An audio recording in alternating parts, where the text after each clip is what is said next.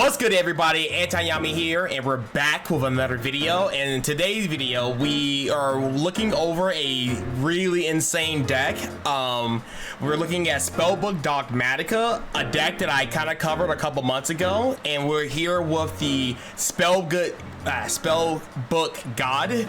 I don't think I have seen anybody on this deck as long, and he's found tons of success with the deck. So without further ado, let's go ahead and introduce the player. Go ahead and introduce yourself. Hello everybody, my name is Javier Hernandez. Big shout out and thanks to Anti-Yami for having me here on the channel and to be able to share and show everybody this amazing deck, right? And the experience that I had winning my case tournament for DIFO with this. Yeah, so just a real quick question. Why in particular you stuck with this deck as long as you did? Is there any particular reason why, or? Yeah, so the main reason, well, not that there is per se a main reason. I mean, everyone just kind of plays what they like unless they're a meta sheep. But Spellbook was always a deck that's kind of, I would say, like close to home for me. I picked up the engine / the deck back in 2014, so I have had it for almost 9 years now, which is kind of crazy to think. But I love spellcasters as a archetype / concept in the sense of what they can do on their own and how large the playing field is, as well as like lore that entitles and intertwines everything, going from Spellbook to Endymion to Dogmatica. Like the amount of lore that's just within the subcategory that is just spellcaster as a typing for Yu-Gi-Oh!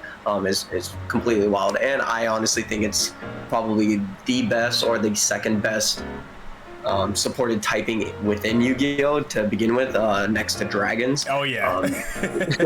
If not dragons, maybe warrior, but warrior is definitely a good like third or fourth place on that list. Also with machines. My God. Oh yeah, dude, the amount of machine support that we're getting this year is absolutely insane. It is. Jesus. But yeah, if you want, let's get right into the deck profile, shall we? All right, let's roll with it. Alrighty, so here we have 3 Ash Blossom and Joyous Springs, 1 Dogmatica Cheyenne, 3 Dogmatica Ecclesia, 2 Fleur-de-Lis, 2 Maximus, 1 Droll and Lockbird, 2 Veiler, 2 Magician Souls, 1 Aerial, 3 Spellbook Magician of Prophecy, and 1 Illusion of Chaos to wrap up the monsters. It was 21 monsters, not too bad. It is a 43 card main deck. I have been testing around with ratios in the sense of what was probably the best number between 40 and 43. I definitely couldn't convince myself to go any higher than that. There was a point in time where I attempted the Brave engine instead of the Spellbook engine, and that was played at 50, and that surprisingly did not have a very good success rate. It definitely clunked a lot more than just having a magician to kind of be like that normal summon bait out. And if you had seen MCO40's video reviewing the Tables and Towers 3v3 tournament that happened a couple months back where I topped with this deck, pretty much a boneless Alistair deck without Alistair in it. I don't like Alistair as an engine per se with the invoked package because to me having a sure, you can have an Omni negate through Mecha buff, but that's a -1. I'd rather, my thought process is kind of like how you would in GOAT format, which is all about resourcing, resource management, as well as just having a huge amount of card advantage over your opponent, while at the same time being able to belittle them throughout the match. So moving on to the spells, we have 1 Call by the Grave to deal with your generic monster hand traps, as well as just anything that you don't want your opponent to, let's say like Sky Striker Ray or anything like that that they target that they want to reborn, or get back with Brandon in red, things like that. Crossout Designator to deal with all the hand traps as well. That's kind of like my little safety net right there to the meta and its hand traps to make sure that my combos follow through. The sadly semi-limited Nadir Servant, that by itself is the god card of the deck. I would say comes very close to Spellbook of Judgment, but that's a little bit of a stretch there, not gonna lie. Right. Judgment is banned, but I mean, the Deer Servant by itself is a +3. So take as that as you will. One preparation of rights to search the illusion of chaos, which then gets you obviously Magician Souls, and it's more spells for Celine, which is in the extra deck, which we'll discuss about later. The MVP of the deck here, I would say, from the case tournament was Secret Village of the Spellcasters. I played 2 of this card. This card was by far amazing. Even if I opened multiple copies, I was at least able to get rid of one of it with souls to be able to draw, things like that. But being able to stop Branded and Despia from being able to use their main engine, which is Infusing, that's pretty much the easiest matchup of your life, I will say, especially when you go first. And even going second, they can't super poly you or Branded in red. And once they see the Secret Village, knowing that if they don't have a way to negate your summon, they're locked under it. So it also baits out the Branded in red right away, so they basically waste it at that point. Going on to the Spellbook spells, we have Spellbook of Fate at 1, we have 2 Spellbook of Knowledge, 1 Life, which is the Monster Reborn of this deck. We'll talk about that and a little bit of the combo line that involves it later on. 3 Spellbook of Secrets, your generic searcher to search all of your spellcaster, all your Spellbook cards. 1 Master, because you kind of have to play the 1 brick to kind of copy everything, so I mean it's justified. And the 1 Terraforming to search the Secret Villages. So it's like you're playing 3 at this point. And then off to the trap cards, we have 1 Punishment, 3 Imperm, and 1 Shaddoll Schism to round off the main deck. Do you have any questions? I do have a couple of questions with some of the main deck choices, because I mean, I agree. I really do like the ratios, and my kind of like word of saying is that like I don't care what the deck looks like, as long as you have a good justified reason of why, and it's backed up with like very clear like optimizations behind it. I have nothing against it. You know what I'm saying? Okay. But. A couple of like main deck cards that I personally basically I looked over, because it's so funny that in my deck I played the 2 level 4 monsters that a lot of people were like, what are you doing? And I questioned that myself when I saw the deck profile. I was like, why is he playing these? Like, Aiden is like too slow. It's a Mystic Tomato. Like, don't get me wrong, it's a great free special summon, but that's kind of slow. Right. And the biggest reasons why I used them, because it was mostly because of the extenders. And I think at the time I was messing with going into like the rank 4 stuff, because at one point before Babushka was like really popular or whatever, I messed with that as a plan B. Also, I was trying to use it to make a Dweller, because at the time Dweller was really good versus the meta. Oh, for sure. And making a Dweller before going into your Maximus, because a lot of people are scared versus like the Invoke deck. When you go Maximus, you can also trigger their extra deck monsters. So going into a Dweller first, and then, you know, whatever. I was just like in a really crazy like theory. I don't like hate what I did. It was very techy. I mean, that completely, it's justifiable, especially in a format that was very grave reliant in the card effects. Also, I'm also teched it with the what was I thought was going to be like a really expensive card at this point, but is actually going backwards, which is Ready Fusion. Because I want to make that card really good for some reason, and that's where those other 2 monsters came in to kind of like extend into like more spellcasters, more extra deck plays. But my question of choice here is the level 8 Dogmatica guy, and I want you to kind of like enlighten me of why he's in your deck, what's his role, and some of your thought process. Yeah, I can tell you why it shines in the main deck, because I remember in the last deck profile, you're kind of dogging on me for having this, because you played against the Dolce, and you're like, this card sucks. So yes, I can explain why this is in the main deck. So first off, it is your Dogmatica resource recursion, as well as it combos off very well with Magician Souls, in the sense of you send Maximus for cost, and then you normal your Spellbook Magician, you do your search secrets, then you link into Artemis with the Spellbook Magician of Prophecy, and then you link the Souls and the Artemis into Crowley. That will then trigger Crowley as Chainlink 1 and a Shine as Chainlink 2, because Artemis was sent to the graveyard to summon itself. You summon it, it chain blocks the Crowley in case they have Ash, and once that resolves, then its effect on the field will then add the Maximus you sent for cost with souls back to your hand, and you already have the material engraved for it for its own summon. So that was the main reason behind it. Yeah, and there's a lot of thought process behind it.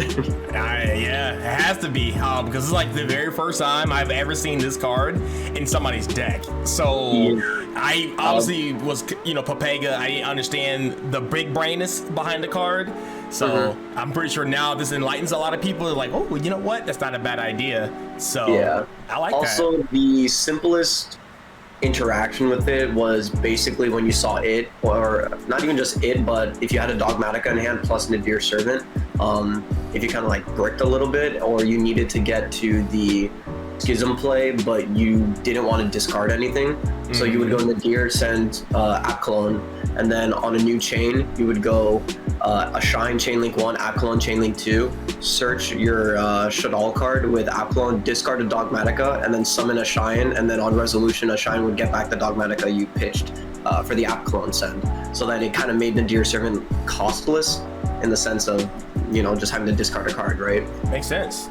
Wow. Yeah, as well as people don't read, so when they attack into your monsters, he boosts all of your Dogmaticas by 500 attack, kind of like Fleur de Lis does, but for the opponent's turn, so that kind of catches them off guard so often, so that's why I like it. Yeah, it makes a lot of sense. Yeah, I mean, I definitely will probably, I will say, I'm a lazy Yu-Gi-Oh player. If you gave me a pendulum monster that had like a paragraph, I'd have been like, bro, let's just attack into it and see what happens. So I would be guilty. I probably would like misplay into it, maybe in tournament, maybe, but we're just like playing friendlies. I'm like, what the heck is this? Looks whack, but yeah, that's really, really very insightful. If I ever were to pick this deck back up, I might actually have to try him out, because that sounds really insane. Yeah, he definitely did a really good job with getting resources back. Yes, throughout the day I had a couple situations where it didn't, like, I didn't want to see him, or maybe if I had maybe a hand trap or like a normal summon to pair off with him, then it worked really well, because most of the time he would kind of be that like pseudo extender when I was stuck with Secret Village and like semi-bricked, but because he was big enough compared to like the opponents like Alibur or something, due to him being 2000 attack, it just made like him and Secret Village just more than enough until I gained enough card advantage to be able to kind of like pile through them. And it's funny enough that now thinking about your Secret Village, and don't worry guys, we will get into the main deck, or sorry, the side deck and extra deck, but the main deck is interesting enough, and this deck is never seen to like pick the brain of the master here. So the way you were talking about spellcasters, the Secret Village, it's kind of in a very cool way, it's like a Mystic Mine that doesn't really affect you, right? Correct. But for spell cards, so like in decks that really rely on having like power play spell cards to kind of like pop off and do things, even in like game 2 and 3, like they have like the Dark Rulers No More, or the Cosmics, or Lightning Storms. Like this right here can catch people off guard, especially if they don't see it game 1 and they're like, oh, okay, whatever, and then like if they beat you game 2 and then game 3, all of a sudden you pop off with it, like that can hurt a lot of like cards, and that's for like, this card is really impressive. Like, it's impressive. Appreciate it. There was definitely it was definitely a last minute decision to kind of keep it in the deck. Originally, it was a 41 card main deck without the terraforming. It was just one village. So if I saw it, I saw it, right? But Sky Striker had just won YCS Hartford the day before. And so I knew a lot of people were gonna probably net deck that at the case tournament and try to have success rate. And guess what? That deck cannot function without their spell cards whatsoever. So I just had to play the Secret Village. Even going in games 2 and 3 against Sky Striker, you just activate Village, normal summon your spellcaster, they cannot do anything. Yeah, IO, baby. IO, yeah, ban IO. All right, keep Secret Village alive. I appreciate it, Konami. Speaking of like spell cards or cards that can deal with spell cards, low key. Anti-spell, I do side deck it because I think it's insane, but I also like low-key think that card should go like Secret Village is justifiable because I feel like there is some counterplay to it. But anti-spell, like if you combo off set that card, I can't see myself losing. Like I have never lost that with that card. now that you mention it, that's what's really funny about it, because during the case tournament, I was anti-spelled multiple times game 2. Really? But I played through it pretty well. Really? Yeah. So I had a lot of hands that just kind of like worked around it. I don't want to kind of toot my own horn, but at the case tournament, I 2-0'd every single one of my opponents through 6 rounds. Wow. I did not go up the game to anybody. Even after I got anti-spell fragranced, after I would get drolled, there are certain hands where it's just certain things just don't hurt you, I guess. Like when IO is legal, when they would activate it, sure, you lost out on 1 card, but Maximus by itself outs those floodgates by sending Entis to pop them, right? True. And just things like that. And you really just, it wasn't that big of a deal, especially because of Magician Souls 2. Having that in the main deck really helped turbo out Celine into Access Code Talker to then deal with your opponent's field, because I noticed that this format, hand traps have really dwindled into Ash, Veiler, Imperm, and sure, that's fine if like I have them or they get played on me, but I was very afraid of Nib in previous formats, because Nib was a lot more seen in the main deck against like Dragon Link and the Synchro decks and Sword Soul. So now that Nib was kind of like shoved off to the side deck now, because Despia branded more or less is like the top meta contender at the moment, as alongside Sword Soul and Punk, Therion, and things like that. Sure, Nib helps in those matchups, but because the format is so diverse, I don't think people are confident enough to put Nib in the main deck. So I felt like I was confident enough to be able to go through the Celine Turbo version with the Magician Souls. Yeah, makes sense. Yeah. And I guess I just got lucky, basically. Hey, I mean, that's part of the game, right? You know, sometimes you have it out, because actually yesterday I went to locals and I lost my very first round to Despia. Just Despia. And they opened, I had the Cyflock with the, you know, Punk Adventure, like stuff. I had the Hot Red, everything ready to go. And I was like, this is easy, GG's.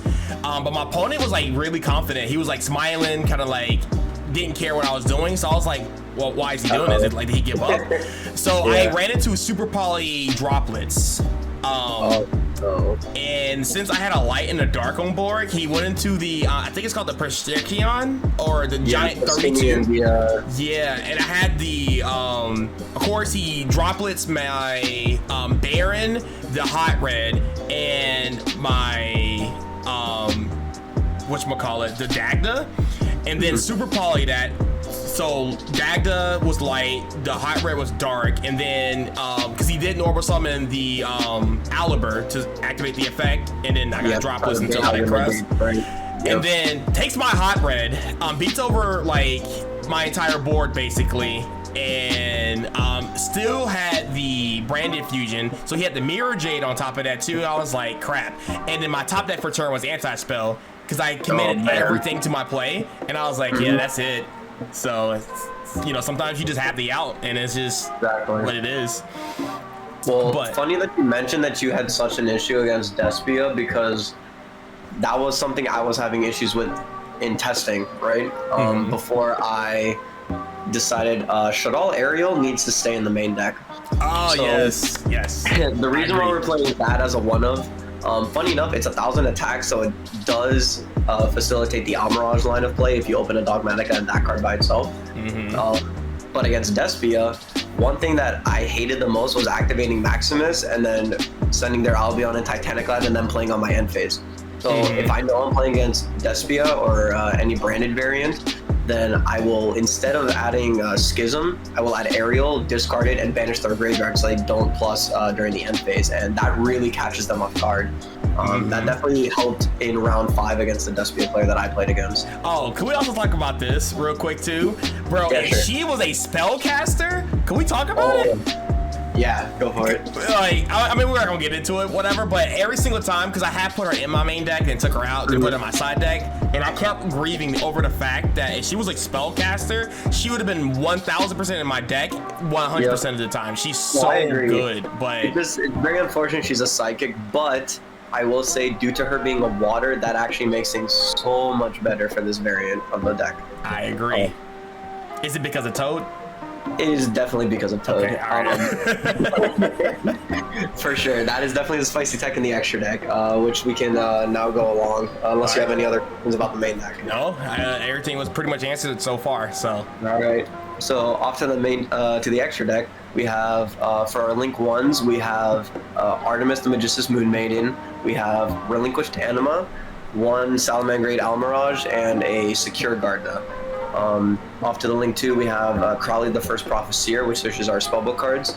And our Link 3/Access Code package is Celine, Master of Magicians, as well as Access Code Talker for the Links. Off with the one of Spice Tech, which was, I had to be fair, I had to pick between Cyframe Lord Omega or Totally Awesome in this slot. It was the only flex spot I had, and I had to go with Toad because it just gave you too much recursion. And the only reason you were really playing Omega last format was because DPE was running rampant everywhere, and so that was the only way for me to be able to really get rid of DPE was with Cyframe Lord Omega. But because Verte is now banned, I have not seen a single DPE at any tournament I've gone to in the past couple of weeks, so I'm very grateful for that.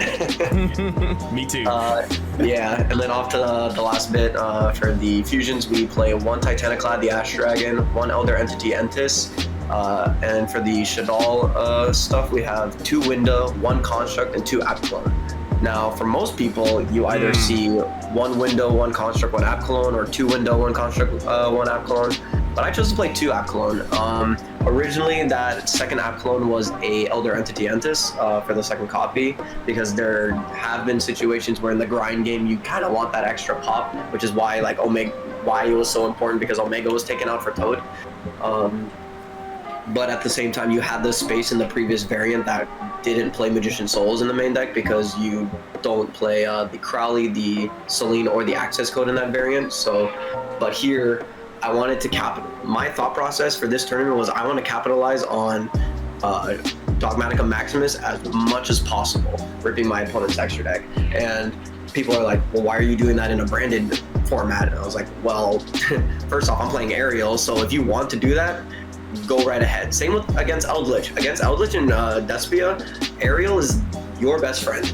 You go App Clone, search, discard, and then you banish their graveyard. Then with Maximus, a cool play is if you've already opened the Ariel and normally make Almirage into Secure Gardner, you summon a Maximus. Instead of sending Titaniclad, which is what most people would do with App Clone and Titaniclad, you send Toad instead, making your App Clone Chainlink 1 to add back the you can either add back the Ariel, or just because you have Schism as well, you add the Schism off of it, but then Chainlink 2 is Toad. So you target the Ariel in your graveyard, add it back to your hand, search the Schism, and then re-discard the Ariel to banish 3 more cards from the graveyard.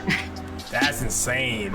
Yeah. So within a duel, you can easily trigger Ariel probably like 2 to 4 times, most of the time. Jesus. Yeah. And also because you have the extra name with Ariel, like also because you play the second App Clone, it is an option to fusion summon App Clone instead of Winda, just to kind of be like your wall, since it can't be destroyed by battle, and then a targeting permanent negate of any card on the field. But most of the time it was just so I could loop the App Clone and use it for material and reuse the Ariel as many times as I wanted to. That's smart. That's spicy, actually. Yeah, appreciate it. And then off to the side deck, we have 2 Token Collectors, Sword Soul, the Brave Engine. Even though Auroradon was banned, they're still kind of the top 3 meta contenders, I would say, is the Adventure Package, the... what's it called? Sword Souls? Yeah, Sword Soul is definitely that deck. So I just wanted to make sure to have some security against those decks. I mean, as well as Token Collector being a normal summon that's less than 1,000 attack, you can also just normal it, make Almirage, and kind of go on with your day. Yes, sir. Funny, so that was the best part about that. I was in round 4, I played against Sword Soul, and this card actually came up winning me the match in game 2 because he anti-spelled me. So I had Token Collector, which he could not out off his Moya effect, and then I had the set 4, which was a Raigeki, a Dark Ruler No More, a Spellbook of Knowledge, and a Nadir Surgeon. So luckily that anti-spell at the time did not ruin my day because he could not run over the what's it called, the token collector, and so next turn I was just able to OTK him just with my back row alone. So it's pretty good. Next we have Cosmic Cyclone. Due to ICS Hartford, Mystic Mind did become a lot more popularized, so I wanted to make sure I had an out. The original out in the main deck was Spellbook of Fate, being your non-target banish, but I don't play Spellbook of Tower or Eternity to kind of recycle it back, so there was no... I needed another out in my side deck to Mystic Mind, and that's pretty much what my thought process was for my side deck. Was I would take out all the bricks or the extra copies, such as I'll let you know what my side decking thought process and what I would take out from the side was against certain matchups. But anything that would create like an Omni Negate board, or such as like Sword Soul, Punk Therion, Adventure, even the Sun Avalon matchup, they would all make just huge boards that you basically could not stop. So I wanted to make sure that my side deck was completely filled with board breaker cards, and then because your combo is literally just 1 to 2 card combo at that point. Like normal summon Magician to draw 2 can just get you into almost anything, and Magician plus Souls is legitimately full combo for your deck. You don't even capitalize on a Dear Servant as often as you did when it was back at 3. That's how powerful Magician Souls was here. So yeah, for the obvious board breakers, we have 3 Dark Ruler no more for all the Omni Negate stuff, the Duster for any of those back row matchups that you don't want to play against, such as Flunderies or Eldritch, and then we have the 3 Lightning Storms and the 3 Raigeki. The Lightning Storm was basically Raigeki or Harpies, right? I mean, you pick between which matchup you wanted to use against. Most of the time I would side in the 3 Raigeki, 3 Lightning Storms, the 1 Duster, and 2 Dark Ruler, 3 Dark Ruler, depending on like how much of a board they really made. But I pretty much sided those 10 cards in almost the entire day, and it really benefited me. And same with the one of Red Reboot. I couldn't find a last spot. It was a 3rd Cosmic Cyclone, but I realized against the Flunderies matchup, when you activate Harpies, they just go Dreaming Town, and you're like, well, I don't want that card to resolve, so let's just make sure we cut that out entirely. Same with Eldritch and other decks like that. Yeah, makes sense. Yeah. All right.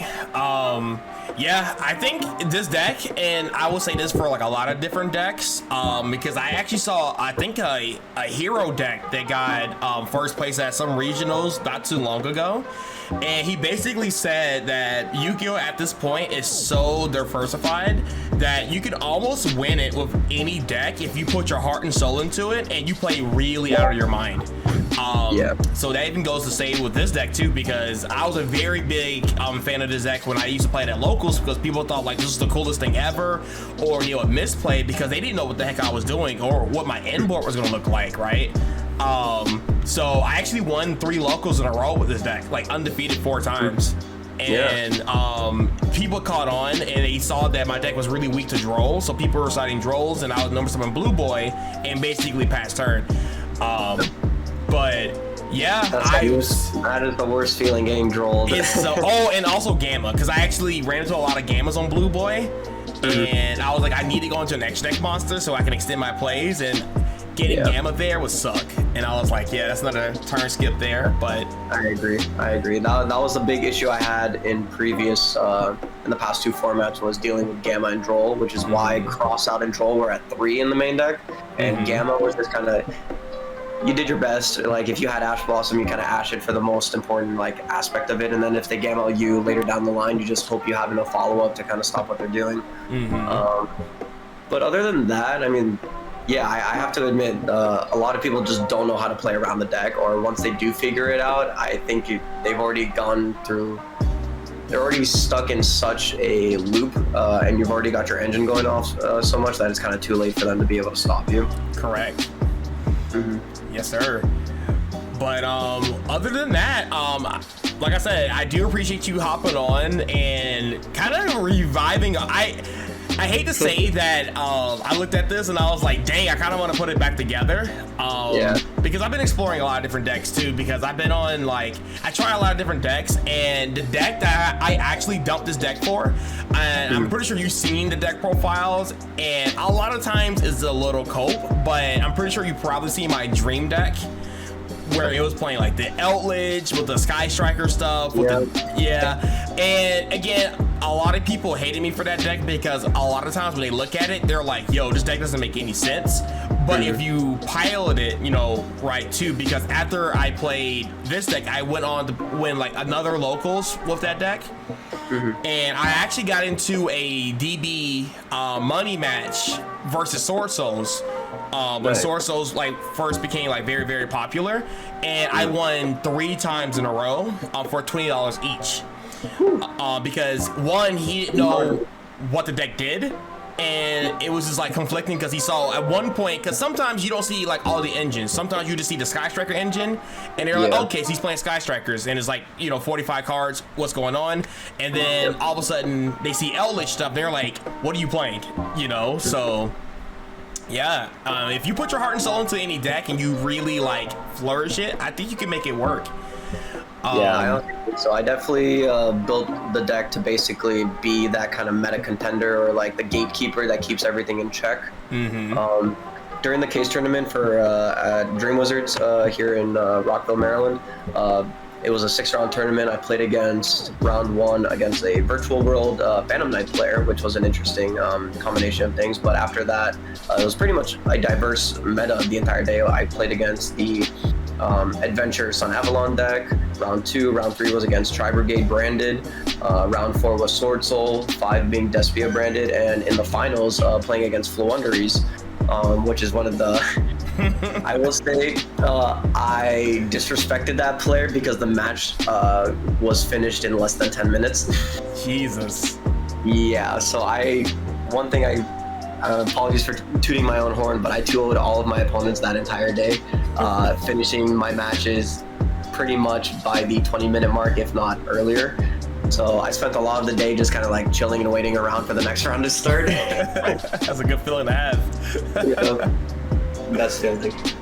Oh, wow. But all right, with that being said, again, I appreciate you giving people knowledge of this deck, because again, when I used to play with the deck and stuff like that, a lot of people were trying to copy the build, or they just thought it was really cool and never seen it before.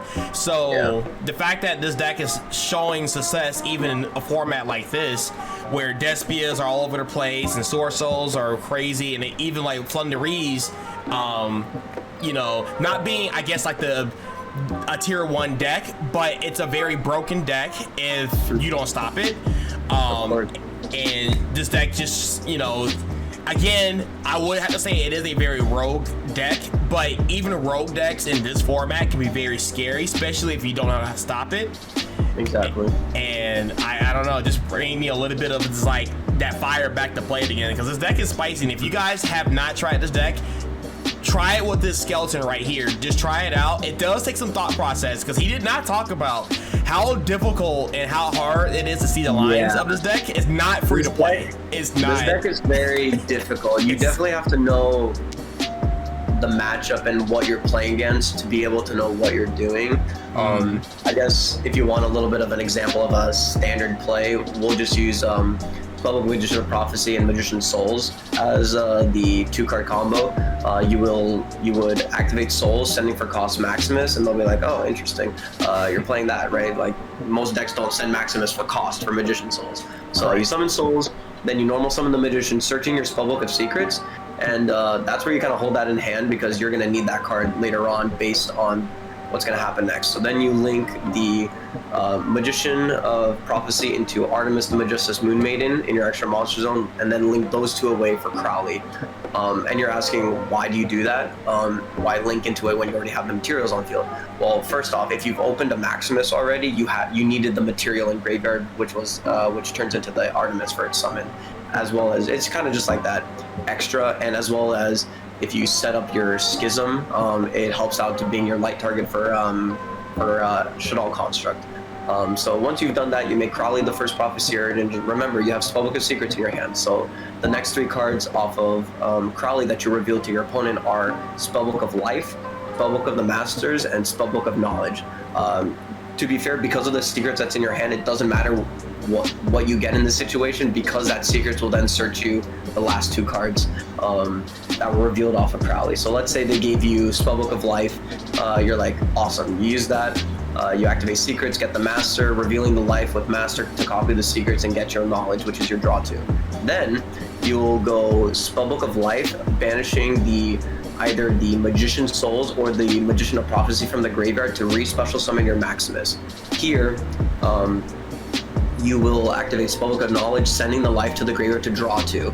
A lot of people did not know the, I guess you could say, cute interaction between Spellbook of Life and Knowledge is when that card is sent to the graveyard, the monster equipped to it stays on the field. It does not leave with the equip itself. So having the life on the field with Knowledge is just a free draw 2, which you then link those 2 monsters into Selene.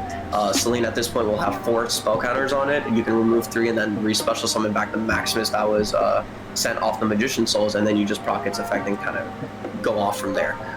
That's kind of like, and then with Maximus you send App Clone and Titaniclad, and depending what you're playing against will determine whether you're searching Nail Shadal Aerial.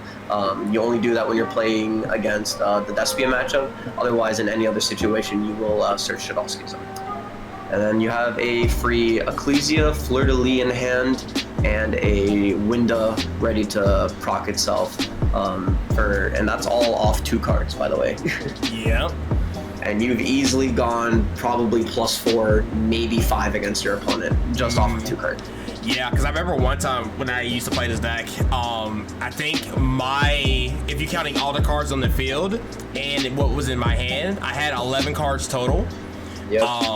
And just the sheer advantage, and you have so much interaction plus Winda, like, it was just pretty much GG's. It almost felt like an FTK, almost. Pretty much. Imagine you had Secret Village on that field plus the Deer Servant in your hand with those 2 cards. I don't think there's a way you lose the duel. Like, one special summon, you can't play spell cards, like, you have Fate, yep. Like... Exactly, yeah, Spellbook of Fate to non-target banish. The only card, unfortunately, that does kind of break all of that is Evenly Matched, which is getting a little bit of popularity back in the format. Not a lot you can kind of do there, but at that point, maybe you want to replace another hand trap or card in the deck with a Floodgate that stops Evenly or something like that. So, yeah. Or you just put the one Evenly for the cross-out designator if you really want to risk it. But at that point for games 2 and 3, you kind of just need that foresight against your opponent. Well, okay, I'll probably side Evenly Match against me. Maybe I don't just vomit my entire hand onto the field and hope for the best. And even if you do, thinking like, okay, I've pretty much like locked them out. If they do evenly match you, you tend to have Fleur de Lis in your hand as well as Secret Village on the field. So what will occur is you can either do one of 2 things, especially because if you've searched Spellbook of Fate, you can activate Fate to then return the Schism that's on field back to your hand so it doesn't get banished.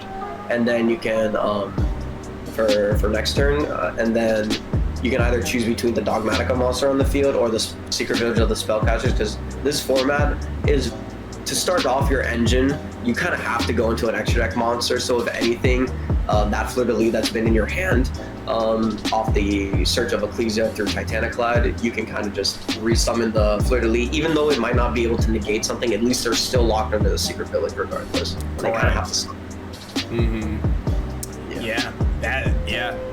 I almost forgot about Evenly Match because when I used to play this deck, it wasn't really that strong. It was like very rare people played it, but some people did play it, and it really would damage the deck because it doesn't really end on the gates. It's just sheer advantage and interaction, kind of like Despia, you know. But Despia doesn't really commit too much to the board where Evenly like shuts them down. Like this deck literally can set like 4, maybe 1 or 2 hand traps searched off the combo, and then like Secret Village and stuff. So evenly matching that kind of sucks. Yeah, so. Definitely hurts his deck a lot. But regardless of that, a lot of people at the moment aren't playing it. It's just for the people that are, then you kind of get screwed over to it. But hopefully that doesn't happen to you if you play the deck. And but even if they do evenly you should have enough card advantage in your hand to kind of be able to play through the next turn regardless. So correct.